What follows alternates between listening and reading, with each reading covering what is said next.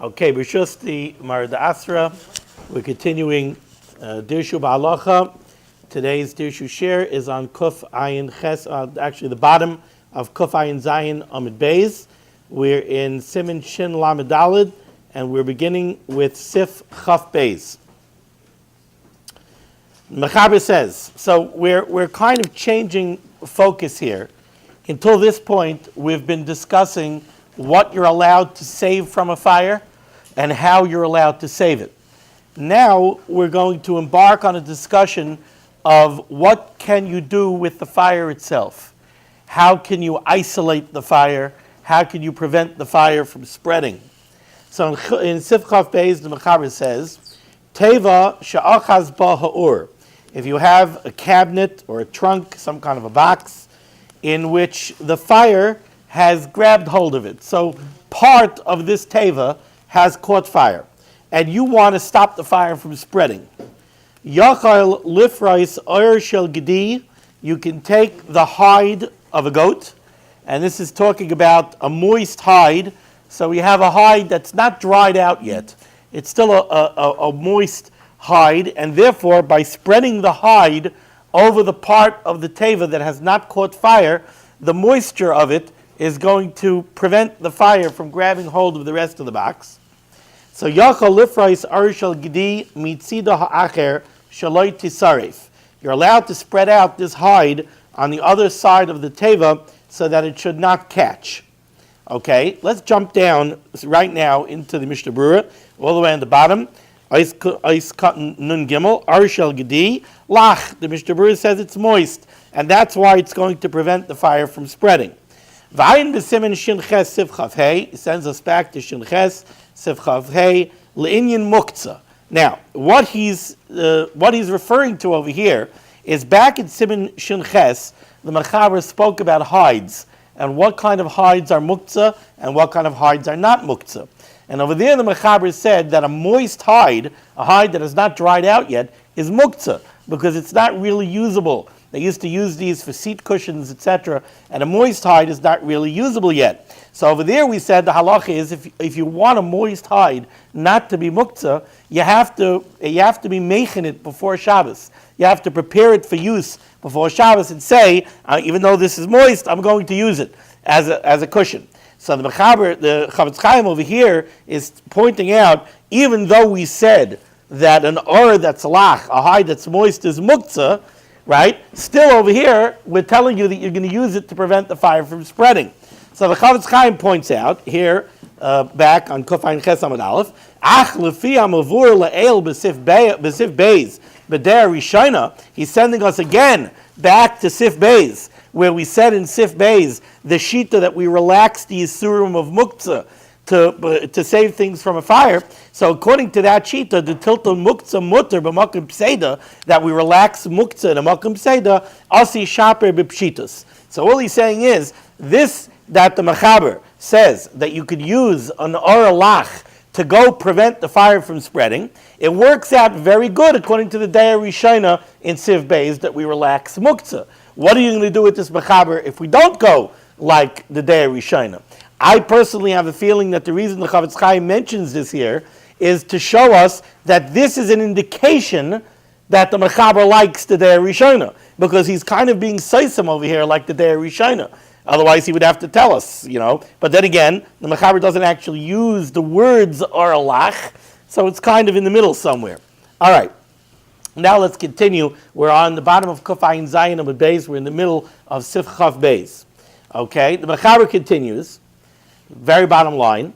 V'oisim mechitza b'chol ha'kelim lahafsik bein hadleika. You could go ahead. You have a fire. The fire is spreading. You could create a barrier. You could take kalim, you could take all sorts of containers and boxes and whatnot, and spread them out, make a line, so that the fire should not be able to spread, a fire line. Afilu klei cheres chadoshim maleim mayim. Even if you have earthenware kalim that are new, and because they're new, they haven't fully hardened yet, and these kalim are full of water, shevada yisbaku kishetagia lohem adleika. And you know for certain that when the fire comes and heats up these earthenware kalim, they're going to bust. And when they bust, it's like a water bomb. It's going to bust, the water is going to come out, and it's going to put out the fire. So this is what we would call in halacha gram kivui. You're not doing it directly, but you're setting something up to cause the extinguishing of the fire. So the Mechaber says you're allowed to do this. The gram kivui mutter, because in this case, gram kivui is mutter, and the Ramah puts in Hagah b'makom pseida. The gram kivui is mutter here b'makom pseida, which he brings from a Mordechai. Now the Chavetz Chaim says a nice cut in Nun Daled. Nope, I'm sorry, that's weiter. Okay, now an interesting. First of all, we have to understand the gram kivui. So the Mefarshim bring down over here that gram kivui. I'll put it to you this way. They bring down an interesting shaila. We're saying here that you're allowed to take earthenware kalim full of water and put them in the way of the fire, even though you know they're going to bust and the water is going to put out the fire. Now, how about in Yonah D'Yoma? It's snowing outside. How about if you want to take a big pile of snow and you want to put snow in the path of the fire? So as the fire gets close to the snow is going to melt and it's going to put out the fire. So now you don't have the water in a keli, you actually have the water. You can't stack up water, but you can stack up snow. So they asked that shaila. There's a me'iri that says that you could take wood. If you have dried out wood, you have firewood, right? But we know that wood takes time to catch.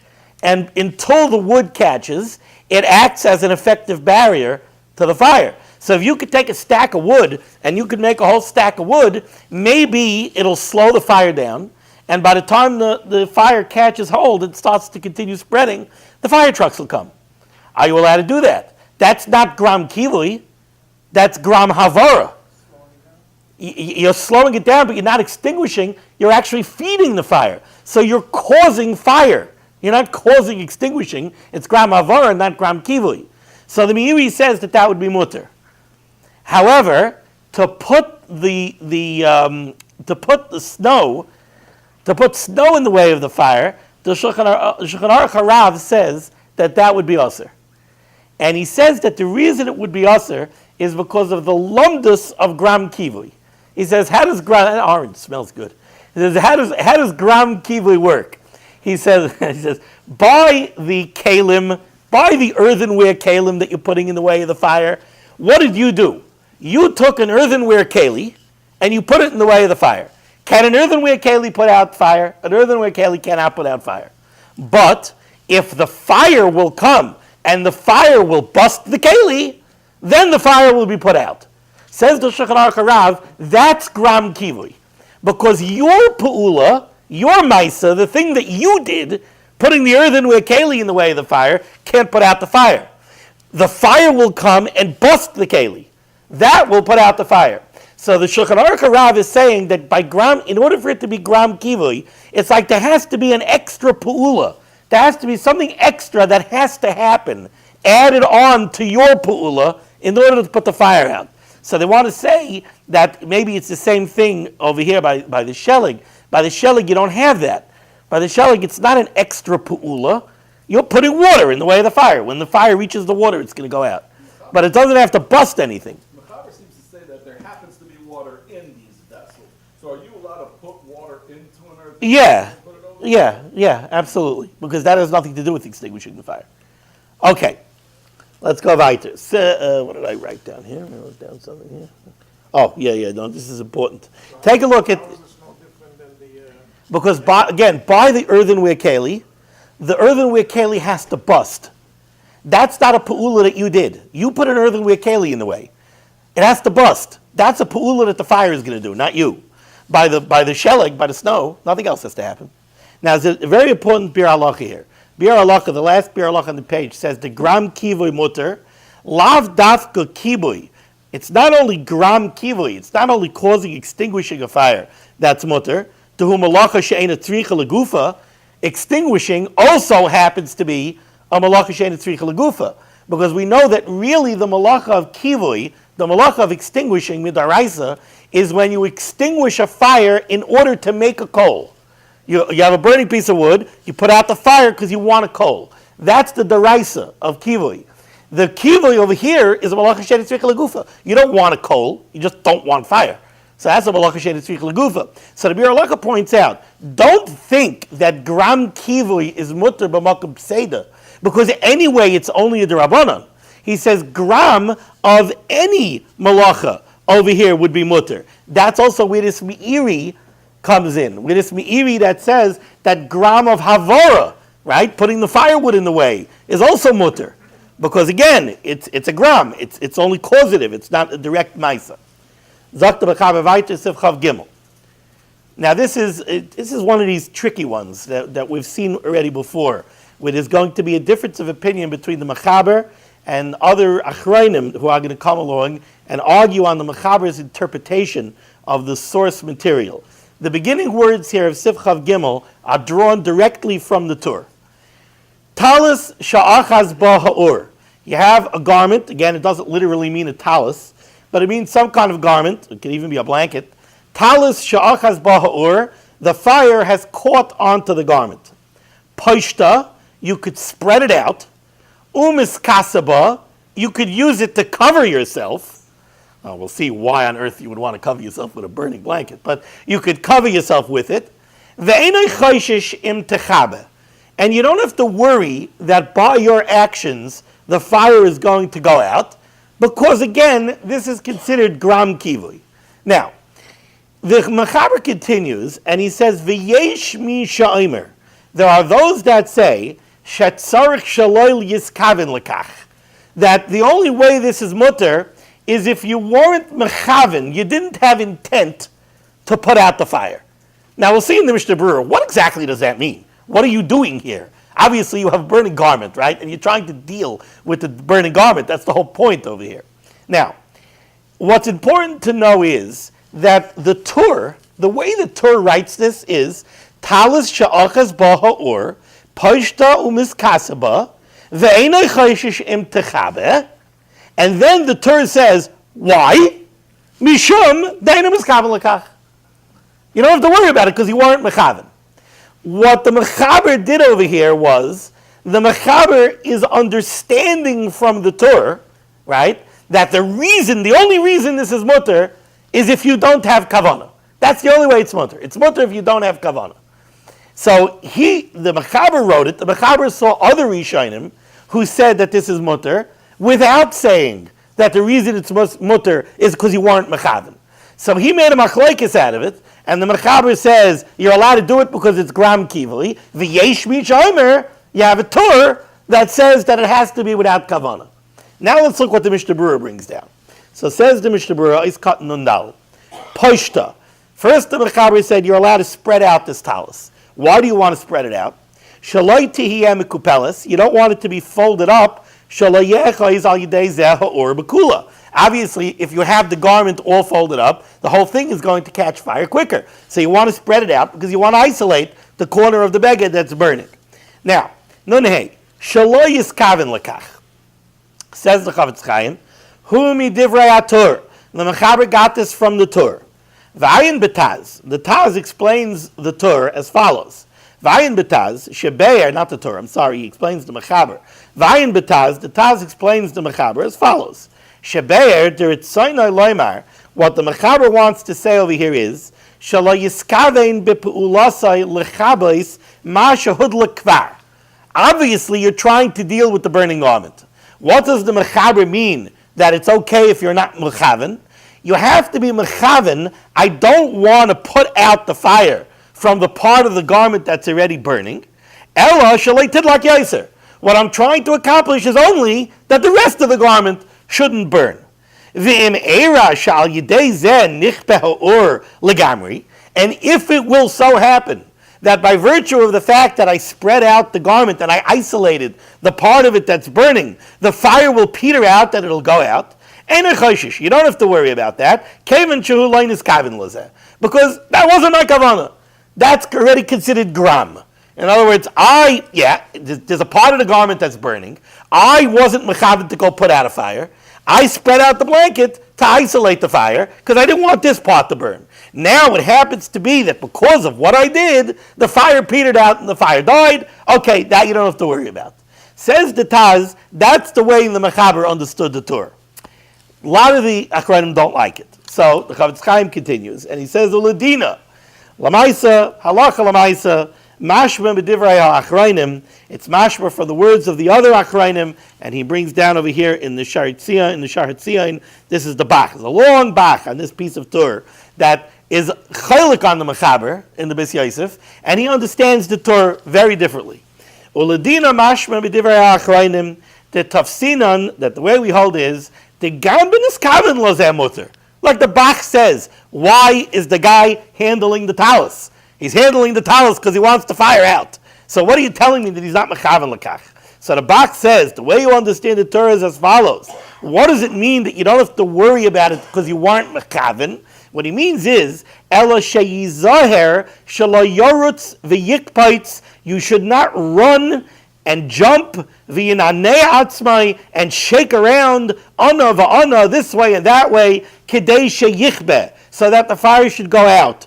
Oy sheyinanei es atalis, or to shake the talus kidei sheyichbe, so that it should go out. The chol there, because anything that you would do like that, haloi oisa ma'isa kiboy mamish, because then you're doing a ma'isa of kivoy. That's not gram kivoy. V'lav gram kivoy hu v'lo yeyosa kain b'Yisrael, and a yid is not allowed to do that. Ela miskasa b'hatalis kedarka. So the way the Bach understands the Torah is, the Torah says, talis shachas ba'asa ur. You have a talus that started catching fire. Poshta, you could spread it out and let the fire peter out. Umiskasaba, if you want, you could put the talus on as a way of unfolding it. And now you're wearing it. Now, could you jump up and down vigorously to try to shake it so that the fire should go out? No, because if you do that, what are you doing? You're being mechaven to put the fire out. But the problem is not the kavana. The problem is not the intent. The problem is that you're being mechaven to put the fire out, and you're doing a ma'aser to put the fire out. And he is not allowed to do a ma'aser to put a fire out. That's called kivui. It's usher. But to just put it on, and by doing so, by wearing it in the normal way, you're spreading it out, and the fire is going to go out, that's fine. We just learned the whole thing that if it burns, you have it later in your house, you're not allowed to do this, because you're going to be bottled, and you're going to be machaber. Right. So you allow him to put on fire on himself. He's not going to jump around. He's not going to do anything. Very good. Excellent question. It's an excellent question. So the trying to remember who brings it down. The Kaf HaChaim. Kaf HaChaim asks a tumua gedola on this mechaber. He says, how on earth are you allowed to write in the Shulchan Aruch that somebody should take a burning garment and put it on? Forget even what he says what you're asking also. But he says, forget even the halacha that the guy's going to be bald and he's going to come to put the fire out. How do you have the nerve to be miyayat somebody to put on a burning garment? It's like Stefanius. He's not allowed to do it. Not only that, he says, if the garment is burning, it's muktzah. How do you want to take it and put it on? So the Kaf HaChaim, and he reads it into the language of the Mechaber. When I first learned this, I was going out of my mind. What does this mean? So the Kaf HaChaim says it does not mean that it's burning. Kaf HaChaim says the Mechaber's lashon talis sha'ochaz ba ha'ur. He means it's singed and it's smoldering. It's smoking. So now, by isolating it, it won't catch. It's not that it caught fire and it's spreading. It's not burning yet. That's what the Kaf HaChaim learns. I think it's muchrik, otherwise. Let me tell you something that I think is physical, and I think it's emes. If it's only singeing and it's only smoldering, if you open it like that, you're making it thinner and all of that, and you're causing it to singe more. Yeah? If it's much lighter, it doesn't have a lot of resistance. I don't know. If you fold it up and all of this, and it has to, What you're saying is, in essence, is like the difference between a twig and a log. A log can't catch fire easily, but a twig, I don't know. I hear what you're saying. Letting it out. If it's only smoldering. Yeah, it's exposed to more air. I don't know. I hear. The Chain Seif Torah, it's funny, I have a fireplace at home. And I happen to love during this weather. I usually learn in my study, but my dining room has a beautiful fireplace, a nice big dining room table. So during this weather, I love putting a fire in the fireplace and learning by the dining room table. But I've often commented to my kids, I take the firewood and I say they should build houses out of this firewood. We wouldn't have fires. Sometimes it's such an afuda rabba to get that fire going. You buy seasoned firewood, dried, everything else. It doesn't want to burn until you finally get it to burn. And yet the houses burn down quickly. I don't get it. All right. V'chein sefer Torah she'achas ba ha'or. If you would have chas v'chalila a sefer Torah where it started to catch fire, poshta, you could open it up and spread it out. V'koirei ba, and learn from it, read from it. Vim kavsa kavsa, and if it goes out, it goes out. Omuta likroi leina Yehudi v'yechaba isa kedelael. Zicha, you would be allowed to call a non-Jew and have him put it out, like we said in Sif Yud Ches, where we said in Sif Yud Ches that the Goyin said you could call a guy to go put out the fire by Sifrei Kodesh. Ulakaman b'Sif Chavav, and we're going to see what we're going to say soon in Sif Chavav. Okay. Zok the b'chaber weiter. No, Zok the Ramah. We didn't finish Sif Chav Gimel. Zok the Ramah. Haga, third line down. Mutter lichbais ka'ara al haner. You're allowed to take a bowl and you're allowed to overturn it on top of a nair, on top of a lamp. Shaloi techa is bakira. What happened over here is you have a lamp, and the lamp is dangerously close to a wooden beam on the ceiling, and you're afraid it's going to catch. Says the Ramah, you're allowed to take a bowl and overturn it and put it on top of the lamp in order to protect the kaira. We're gonna get to it. And this is brought down from a Tur, V'ayin Le'el, Siman Reish, Ayin Zayin Sif Hey, and the Chavetz Chaim, says right away over here in Ois Katan Nun Vav, Ka'ar al Aner, you're allowed to overturn this bowl on top of the lamp, B'Siman Reish, Ayin Zayin, B'Yarnu Din Zeh Hetiv, B'Mishnah Berurah, Ayin Sham. We had this in Reish Ayin Zayin. The Mishnah Berurah went through it over there. So the key points of the Mishnah Berurah over there are as follows. Point number one is he brings down the Achrayim who learn that the Iker, there's a Machlekes Rishonim, what the Chiddush of this halacha is. So one sheet is that the Chiddush over here is that you are taking a bowl. A bowl is something which is not muktzah at all. But why are you moving the bowl? You're moving it litzarich for the purpose of a keli, which is muktzah. Meaning what? The beam of the house is muktzah. So you're taking a keli, you're taking a keli litzarich a kli she'enei nitel b'Shabbos. There is a sheet in the Gemara that holds that you're not allowed to move a keli, even if the keli is not muktzah, if you're moving it litzarich something which is muktzah. But we don't paskin that way. We hold the other way. So some Rishonim say that that's the chiddush over here. Why do we have to come on to that? It's not a korah. It could mean anything. I know, but that's what he says. I know, but that's what he says. He says kaira. So he says kaira. What's the chiddush of kaira? Lamaisa, the other sheet to say that the chiddush over here is a simpler chiddush, which is that you're covering up a fire, and once you're dealing with the fire, it's very easy to be worried shema yachabe. Maybe he's going to put it out. So the chiddush is that we don't say shema yachabe. For sure, unless it has a hole. Oh, now that's the first point in the Mishnah Berurah. Second point of the Mishnah Berurah over there, it has to be a kli cheres. This kara that you're putting over, it cannot. Well, I'm not going to say it has to be cheres. It can't be metal. And the reason it can't be metal is because if the metal gets so hot that it starts to glow, you would be over on Mavir. And if it gets soft, you'd be over on Bishul. So the Chavetz Chaim over there says we're talking about a Kli Cheres. Third point that the Mishnah Berurah makes is, and I apparently not. I mean, all the lamps that they had in those days were Cheres. If it's new. Yeah, all of the lamps that they had in those days were Cheres. The last point that he makes, the Mishnah Berurah over there, is he says you have to leave air between the flame and the ka'ara. Otherwise, it's going to go out. Yeah, now what bothered me about that was, in my mind, what you're saying is you take a bowl, you overturn it over in air, but you have to leave airspace between the flame and the bowl. I don't care how much airspace you leave. If you put a bowl over in air, in a minute, it's going to go out. It's going to suffocate. You have air. No, what do you mean? You have oxygen coming in, it's going to go. That's it. You have to have a space that it could draw air in.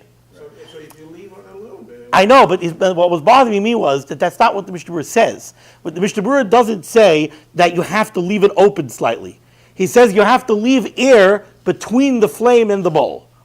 So it was bothering me to the extent where I just wanted to make sure. I picked up the phone and I called up Rabbi Goldman just to check with him, and he said, yeah, that's what the Mishnah Berurah means, that you have to leave it open so that it could draw air. That's all. Okay. Zokt the... If there's room enough to leave air, then the chances of the beam catching fire is pretty remote. Just say. No, you put a ball over it, and you crack it open like this. No, when it just said that you need to leave air. Oh, in other words, you're talking about the height. If you have enough height to put in a bowl over there, so you would think that the chance of the beam catching fire would be remote. That's what you're saying. Zokt the Mechaber, Chav Daled. Yesh Oimrim, there are those that say, She'ein yachal litein alav mashkin, that you cannot put liquid onto this blanket, onto this talus that's burning. Yesh Oimrim, She'ein yachal litein alav mashkin, you cannot put liquid on the part of the garment that is not burning, kedei sheyichbeh kisheyagia lahem, so that the fire should go out when it hits the wet part of the garment. V'yesh Oimrim, and there are those that say, Shem mutter lasais kain, that you're allowed to do this, b'sha'ar mashkim, with other liquids, chutz min hamayim, with the exception of water, mishum kibus, because by putting water on the part of the blanket that's not burning, we paskin that soaking something is akin to washing it. So by putting water on it, you're in essence being over on kibus. V'yesh matirim, and there are those that are matir, afilu mamayim, even to do it with water, and they hold that in this case this would not be considered kibus. And says the Mechaber, v'divrei sfar shenis nirim, he likes the middle ground, which is that you're allowed to do it with other liquids, not with water. Water would be kibus, other liquids would not be kibus. Let's see what the Mishnah Berurah says. Ais katan nun zayin, she'ein yachal, that you're not allowed to wet the non-burning part of the garment so that the fire should go out when it gets to it. And the Mishnah Berurah says right away, the dafka lahafsik b'kelim alei mayim shari b'sif chaf beis she'ein hamayim b'ayin. When we said that you're allowed to do gram kivui, what we said was, if you take a keli that has water in it, so that the water is not directly exposed to the fire, right now the water is inside a keli, and it's only going to hit the fire when it busts, that's gram kivui, that you're allowed to do. But now you want to wet the garment, and you want to have it where the water is directly exposed to the fire when it gets to it, aval hacha, shahamayim ba'ayin, where the water is right there, and the fire is directly exposed to it, hu mekarev lahakibui al yidei zeh va'aser. That is not called gram kivui. That is called kiruv kibui, that you're making a fire extinguish faster because you're putting water there. That they want to say is aser. And again, it's like we explained before. By the earthenware keli, another pu'ula has to happen. Over here, you don't have to have another pu'ula. I never heard it called be'ayin. Yeah, I always read it be'en. Right? I always say be'en. The reason I said ba'ayin over here, and it's a funny thing. I know. I'm never big. I'm not. All of the new fangled svarim that we have nowadays, whether it's Art Scroll or it's Mesifta or it's these Vahadas where they put in the kudas, there are certain words that we've been reading a certain way for decades, right? Every bacher that's learning in yeshiva says be'en. Nobody says ba'ayin. All of these svarim that have the kudas over here put in ba'ayin. I looked through a bunch of different ones. They put in ba'ayin. I don't know if what I'm saying is true in the slightest, but the reason I chose to stick with ba'ayin over here, like it says, is because I think the point over here is that the water and the fire are directly exposed to each other. So I liked the word ba'ayin. It means it's in view. It's in view of it.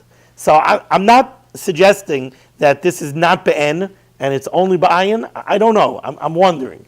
But I liked over here the word ba'ayin. I think now Yeah. understand the derivation of the word be'en. Yes, it's very possible. It means, be'en means like Visible. it's there. Right. It's there. It's mamash, it's there because you can see it. That's Right. So that's what. And the truth is, now you just sparked the memory by me many, many years ago when I was in Rav Ginsburg's shir in yeshiva, he says shir in a language that I call Yinglish. Like lightweight Yiddish with English sprinkled in and this and that. I'm not a Yiddish speaker. I can, break my teeth with it. I can understand it, but I'm not really a Yiddish speaker. And I came to shir, and, it was lightweight Yiddish, and I've been in yeshiva long enough at that point that I could understand what he was saying. But one day he said a word that I never heard of. He said, "Es ist sehr kontik." Es ist sehr kontik. Kontik. So I'm like looking around the room. I'm like, everybody else is at least doing It's known. No. Everybody else is at least doing a very good job pretending that they know what he said, but I have no idea what he said. So I went, yes, he looks at me, he says, Yo Yisrael Vos. I said, Rebbe, what's a kontik? So he laughed, and he said, kontik haste visible. And the word that he was translating was be'en. He was talking about be'en. And he said, it's not, over here it's not be'en, over here it's be'en, over here it's zer kontik. It's very visible. So it could be that that's talking the derivation of the word. That's what he said. It means visible. Yeah. I don't know. Okay. I always it's funny because, you have these people who like to poke fun by yeshiva bacher. They poke fun at, let's say, Art Scroll. Art Scroll for. Yeah. So, in Gemara all over, we have a phrase. I'm going to mispronounce it now. I'm going to read it like the vast majority of yeshiva guys read it. Machvarta k'dereish lakish. And they all translate it. We go back like Reish Lakish. That's the way all these guys, I know it's wrong. That's the way they all translate it. So I used to love to poke fun back at them, and I used to say to them, let me ask you something. What is this word machvarta? Right. The answer is there's no such word, machvarta. The word is mechavrasa. And the shirish of the word is chevar, which is clear. Mechavrasa k'direish lakish means it is clear according to Reish Lakish. There's nothing to do with going back. It's nothing to do with being chayzer. It's clear. So I tell these guys, if you would know the translation of words, there are so many words in Gemara that you don't really know the translation. See, you're translating it in context, but you don't know the real translation, and it makes a difference to know the real translation. You should know from Hebrew. Sure. Chiver. Okay. So we had three shittas over here in Siv Chav Daled. The first one said you're not allowed to wet part of the blanket because that's not called gram kivui, that's called kiriv kivui. Then we had the next shitta says that it's a mutter to do it, but with shar mashkim, not with mayim. Nun ches, shemutter. Svir lahu, this shitta holds, dezel loy chamer migram kivui ba'alma deshari. This is not any more stringent than gram kivui. Now, I'll be very honest with you.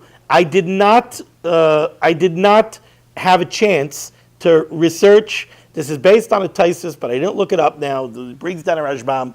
I didn't look at the Taisus inside to see what the reasoning of this shita is. So what I'm saying right now is just a guess. It's not based on my research. I'm wondering if the reason why this shita would hold that this is still gram kivui is because if we're talking about be'en, then when you wet part of the blanket, the water is also not be'en. Right? We're not talking about standing water. We're not talking about a puddle. It's absorbed in the blanket.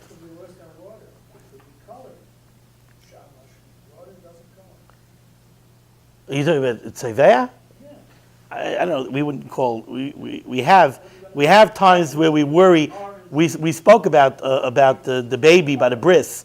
If you're allowed to dip the cloth into the wine because it's Seif. You don't think it has anything to do with Ben? I think it has something to do with that. Something else. If you have it in the blanket and it gets absorbed, it's possible that the water will go there and will just evaporate little by little and just continue. So it's not really 100%. It's not really a kivui. It's not really 100%. Maybe I have to look up the Taisus. Because it could go down, it could, like make it steam and so on, and just keep going little by little. See, but the language. It can still do it. Right, it could be, but the language of the Mishnah Berurah over here is that dezel loy chamer migram kivui ba'alma. No, This is no. According to the way understand. Right, I'm saying, but the Mishnah Berurah is saying that it's not, this Shita holds, I don't know, I'll have to see. According to what the rabbi Okay, yeah, I have to look up the Taisus. Okay, Ois Katan Dun Tes, that says that it's mutter with other mashkim and not water, mishum kibus. The Kaimalon, because we hold Shriyas HaBeged Kibusai, that soaking a garment is akin to washing it. V'hayesh batirim svira lahu, t'loi shaykh zeh el b'makim sheish tinuf oidam, avaloi b'talas naki. The last shita that holds that there's no isser of kibus is because that's only when you have something stained. But when we're talking about a clean garment, you don't have to worry that shriya is like kibus. Okay. Zok the B'chava weiter in Sif Chav Hey. Eino Yehudi, Shabal Lechabos. If a non-Jew comes and he wants to put out the fire, Ein Tzarech Limchais Biyada. You don't have to stop him. Let him do it. Aval Katan Shabal Lechabos. But if a Yiddish Katan, if a young child comes and he wants to put out the fire, Tzarech Limchais Biyada, you have to stop him from putting out the fire on Shabbos. Well, let's see. Let's see the Mishnah Berurah. Right, let's see the Mishnah Berurah. Ois Katan Samach Aleph. Eino Yehudi. Why is this mutter? Deina Yehudi. Adaita denav sheikavid. Because the guy is not doing it for you. The guy is doing it for himself. Whether it's his job, even if he knows that he's doing a favor for the Yid, he's still not doing it to do a favor for the Yid. He's doing it for his own pleasure. He knows that by putting out a fire for a Yid, he's not going to lose. He's going to end up gaining something from it.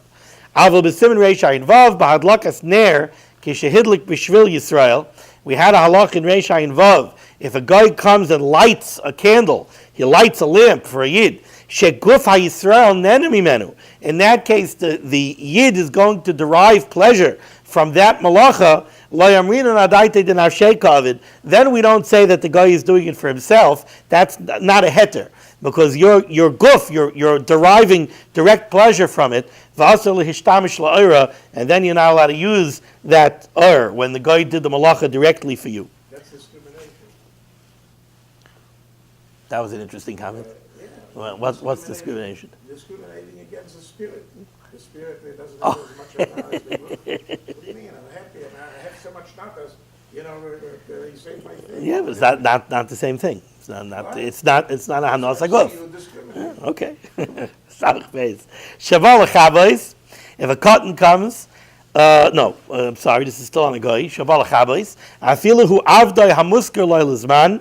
Even if this guy happens to be an employee, gam kein amrina nadaite den avshei ka'aved. Doesn't matter. He's still doing it for himself, so it's okay.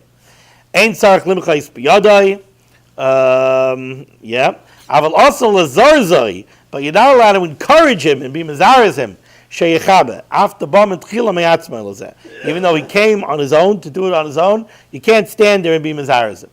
But if a cotton comes to do it, I feel a cotton even if it's a young child that is not even a gil chinuch, it's not 6 or 7 years old. The cotton ain't loy shikal hadas lasais adaite denavshe.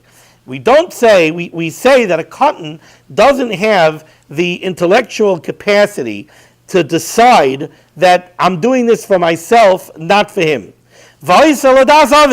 He knows he's doing it ultimately because he knows it's going to make his father happy. So instinctively he's doing it for his father. And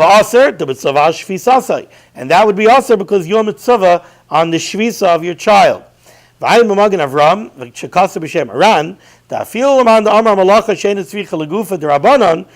though we paskin that a malacha she'et tzricha legufa is the rabbanon, gam kein tzarich limchais biyadai, you still have to stop him. V'ayin b'prima gadim ma she'kasav bazeh. Biyadai, ayin b'beis Yosef, ta'afilu ba lichvais teleko she'bebeis acherim gam kein tzarich limchais biyadai. Even if a cotton comes and he wants to put out a fire in somebody else's house, so he's not doing it for his father, still you have to stop him, kevin she'oisa b'shvil gadol, since he's doing it for a gadol. This is not the topic of conversation over here.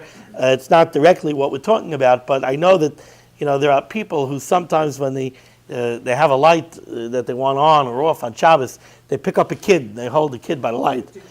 And it's not right. It's not allowed to do it. So why doesn't he mention because of that? No, because it's just not. I think it's just not the place over here. No, I mean, why doesn't he say that you did? No, because he's not talking over here where the father is going and instructing the kid to do it. He's talking about the kid went to go do it, you have to stop him. He's not even talking over here. Forget, you're not allowed to take the child, to bring the child to the fire and tell him, put it out, put it out. What? You allowed to eat treifas? You allowed to let it? No, you're supposed to be mafresh. You're mafresh for being treifas. Okay, look at that, we have a few minutes. Okay, so we'll start. Let's say it's a young child, like a year old. Doesn't matter, no, he says beferish, even if he's not a gil l'chinuch. Even if he's not a gil l'chinuch. Okay, Pirkei Avos, Mishnah Aleph. Moshe Kibel Torah Misinai. So, there's a lot of discussion on why Pirkei Avos starts with Moshe Kibel Torah Misinai.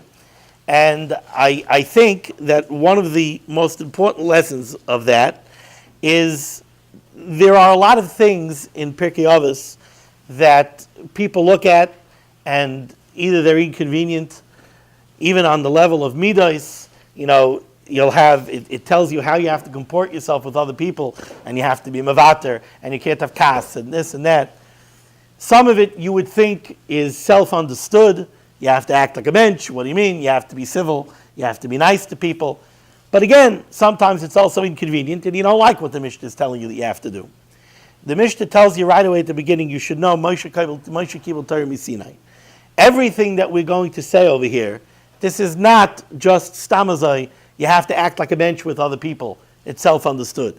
This is Moshe Kibel Torah Misinai. These are all halachos Misinai. The Rebbeinu Shalom said that you have to act this way. This is not an ethics book that some wise people got together and wrote up. It's all Misinai. It's always interesting to me, if you learn Chayvus Halavavos, you go through Chayvus Halavavos, there's something that jumps out at you. And that is that everything that the Chayvus Halavavos says, he brings down a pasuk. I learned one time, Pirkei Avos, probably you know him, he held for art school in the beginning. It was Avi Gold. Avi Gold, sure. So I learned with him one time, he gave a shiur, and he brought the Gra. I think the Gra brings you from every little thing that he has, that it brings you. Yeah. The Chayvus Halavavos brings a pasuk, so he might spend a whole page telling you that this that I said is self-obvious and it's understood and it has to be this way and everything else, and then he brings 6 psukim. Because if you don't link it to a pasuk, if it's not linked to Sinai, then Mehechetesa. Once it's not linked to Sinai, I could always say Mehechetesa. Pirkei Avos, at no point in Pirkei Avos can you ever look at anything that's said and say Mehechetesa. Now you'll ask me, so it should say Moshe Kibel Torah Misinai before everything. I think that in Avos it's even more important. Because in Avos we're telling people how they have to behave. And we're telling people how they have to act, how they have to act when they're upset, how they have to act when they're angry, how they have to be giving of their resources, right? And a lot of times you're really asking people to go the extra mile. Even in the first Mishnah, right away in the first Mishnah, hey mamru shleisha dvarim, right? Have a masunim badin. You have to be masunim badin. You have to be patient when you're paskening a court case. Says the Rav, what does it mean, have a masunim badin? Even if the same shaila came to you 5, 6, 7, 10 times, you don't look at it and say, oh, that shaila again, the halach is like this. No, you have to go through it, and you have to make a shikal adas, and you have to take your time. He says, why? What am I going to do this for? How do we know that? What's the makor for this? To have a masunim badin? No, I'm saying, so I heard, Yeah. because it says, by Moshe Rabbeinu, ki davar ba elai, it should say, ki davar yavo elai. No, it's already bailai. Ba elai, because even if I had it already, it was already precedent, it doesn't matter. Doesn't matter. I'm judging it again. And sometimes even you just have to do that really as a ben adam l'chaveroi. Sometimes the guy who's sitting, if you throw him out after 30 seconds and he said, we passed this child already 15 times, you're guilty. The guy feels like, I didn't even get a hearing. Maybe I have something to add. Maybe I have something to say. Maybe my case is a mashu different than the other case. You got to give a guy a hearing. You got to make it valuable. I'll never forget, I had a Rebbe, I had a Rebbe years ago. Anytime you asked him a question, I was a little kid, you asked him the biggest klutz kasha. Oh, That's a great question. That's a great question. Well, now let's think about it. Let's think about it. You know, you're asking like this, you're like da, da, da, da, and then you yourself looked, and you were like, oh, so the answer is, oh, you see? You figured it out on your own. You asked a good question, and you figured out the answer. Okay, so that's Moshe Kibbel Term Sinai. Kol Schos Koshes Baruch Hashem, we started.